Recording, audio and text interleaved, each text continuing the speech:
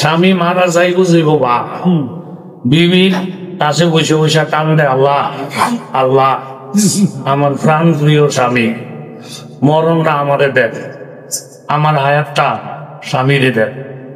স্বামী হাত ধরে তো সেই তুমি কি কথা কও, অসুস্থ আমি মরলে আমি মরবো, তুমি ভালো মানুষ। না না না না, আপনার অনেক মহব্বত করি, আমার হায়াত আপনি নেন, আপনার মরণ আমাদের দেন।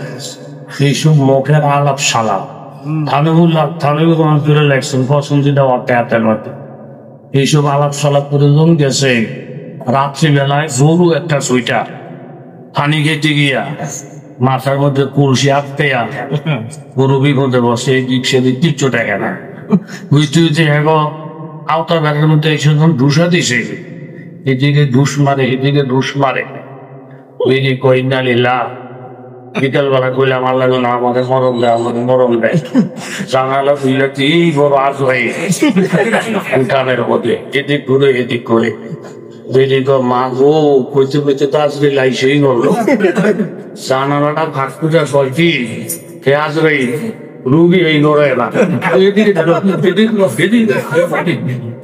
মুখে মুখে কথা দিয়ে বলে, কিন্তু মরণ অনেক ডরায়, কথা ধরে বলে ঠিক নেই, মরণ ডরানো এমন লোক নাই।